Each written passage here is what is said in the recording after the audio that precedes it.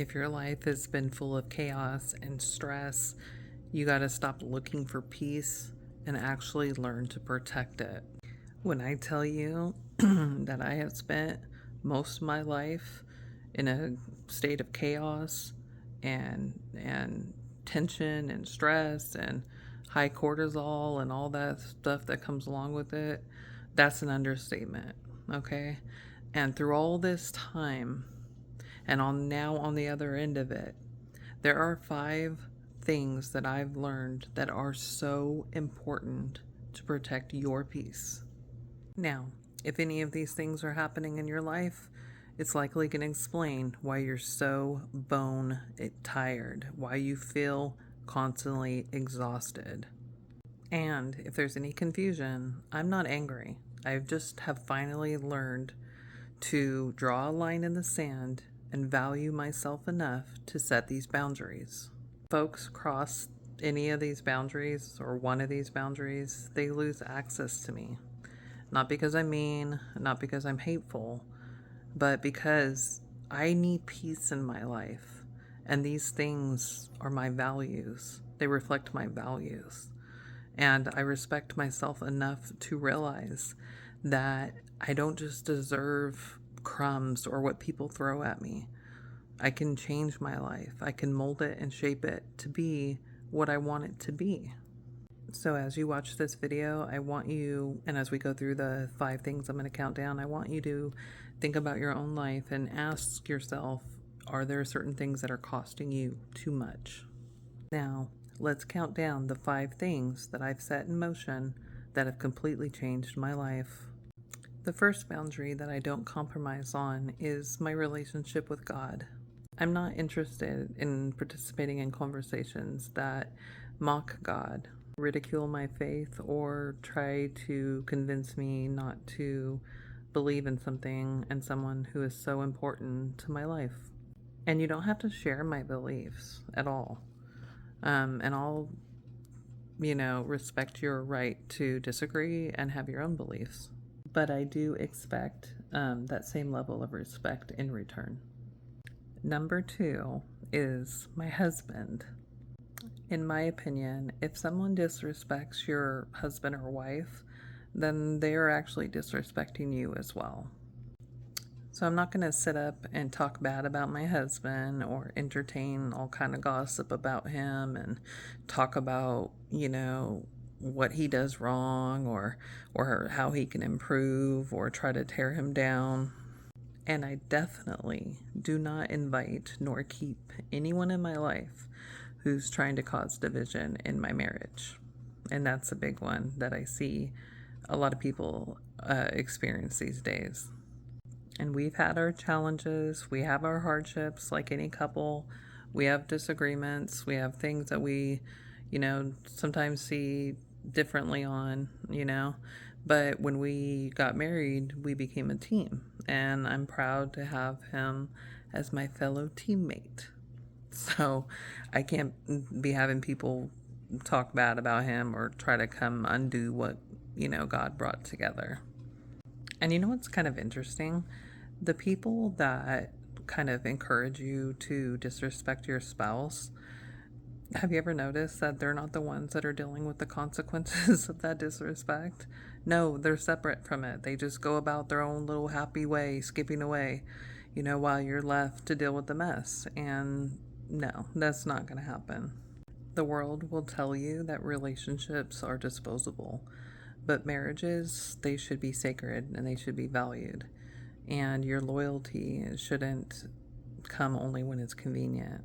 Sometimes we have to stand up and do hard things and draw a line in the sand and say, yeah, you're not going to talk about him or her like that.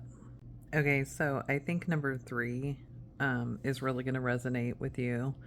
And it's probably something that a lot of folks deal with. And that is it's important to have a boundary for folks to respect your time. Because once time is gone, as you know, you can't get it back. So it is a very high value asset in your life and resource in your life. I used to feel guilty saying no to people, okay? But because I want to be helpful for folks and I have a giving heart and I want to help people solve problems, I used to always try to put my own priorities to the side, or my own physical or mental well being to the side, to kind of be there for other people. And after a while, it becomes completely exhausting. You can't be there for everyone all the time. You'll end up being resentful or frustrated, and sometimes it's just important to say no. And I realize that the way that people treat you is often reveals how they value you at the end of the day. How they treat your time is how they value you. And that was something that took me a long time to realize. But once I did, it changed the way I allocated my time and how I said no and put boundaries in place. Assumes that you'll drop everything for them, or only really reaches out to you when it's convenient for them or when it benefits them, then I think that should be a red flag. And looking at the fact that maybe they just don't really value you. And the truth is, we all have a limited time on this earth, right? And my time often is even more limited because I have chronic illness and chronic health issues that prevent me from having the freedom that some other people have. And so, I like to spend my time with my husband and with my son. He's an adult, but we have a great close relationship.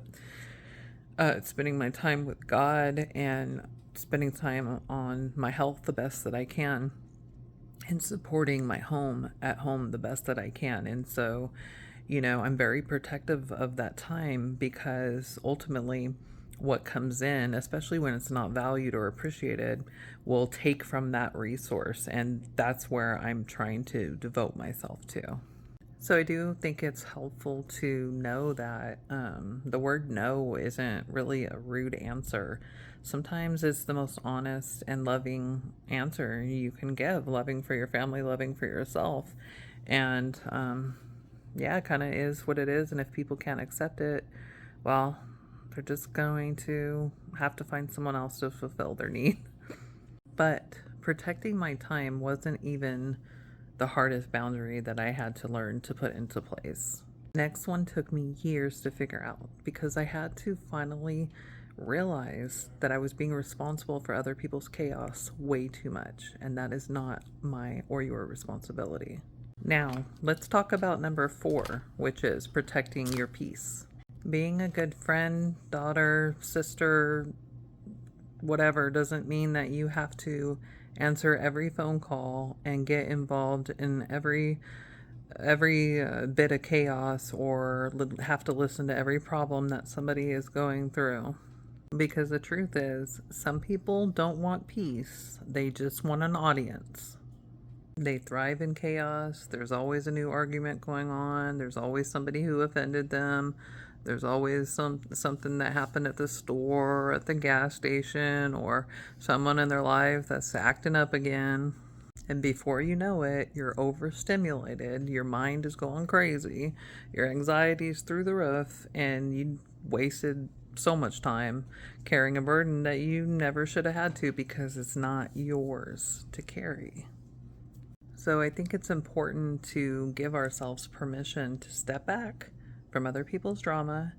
You can still love them from afar. You can still pray for them. You can still, have an appropriate level conversation that you feel comfortable with. But you don't have to go all deep into the deep end of the pool with their drama and problems. It's important to protect your own sanity, peace, and well-being.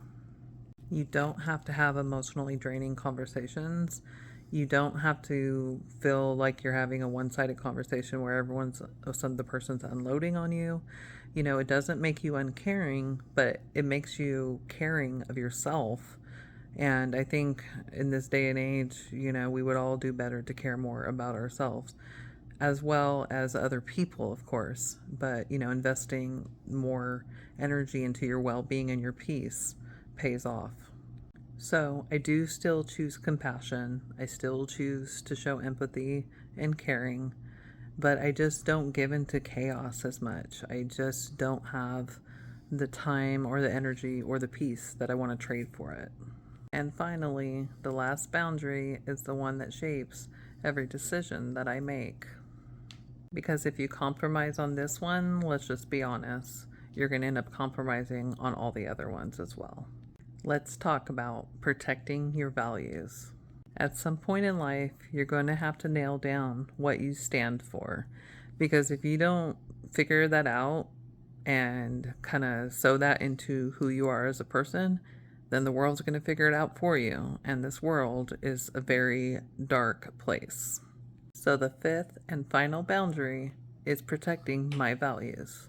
My values aren't just things that I carry when they're convenient or pull out of a bag or a hat like a rabbit coming out of a magician's hat. My values are things that are inherent to my identity, things that I feel like flow through my veins, who I am as a person.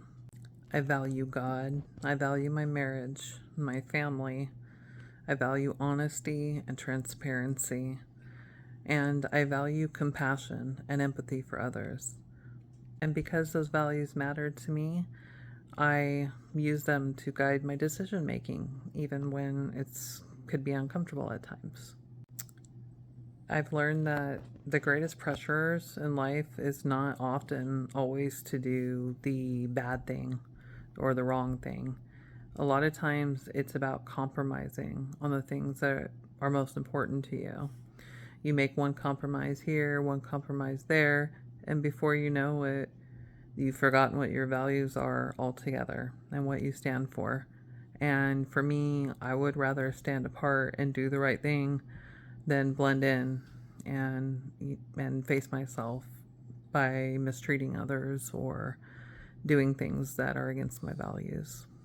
I've made a lot of mistakes, and I've lived long enough to realize that peace does not come from other people's acceptance, but peace comes from aligning with your own personal convictions and values that you hold dear.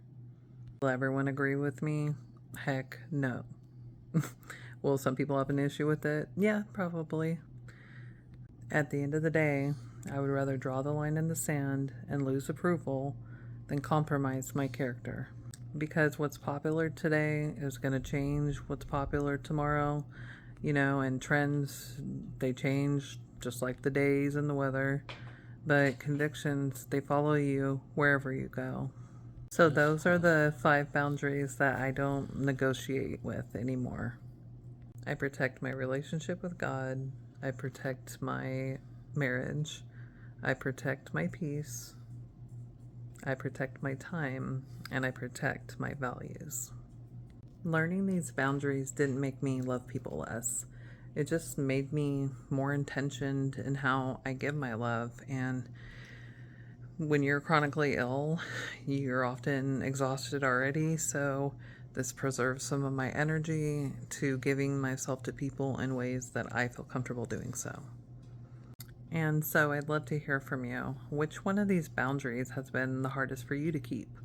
Or is there a boundary that you've had to institute in your life from troubles or mistakes that you've made in the past that has helped you, that perhaps you can help others with? Let me know in the comments and maybe we can encourage each other. Thanks for being here, watching my video. If you're not subscribed, please subscribe. I'm just going to be giving content on my life and talking about, I think, threads and things that bind us. So I look forward to seeing you in the next video.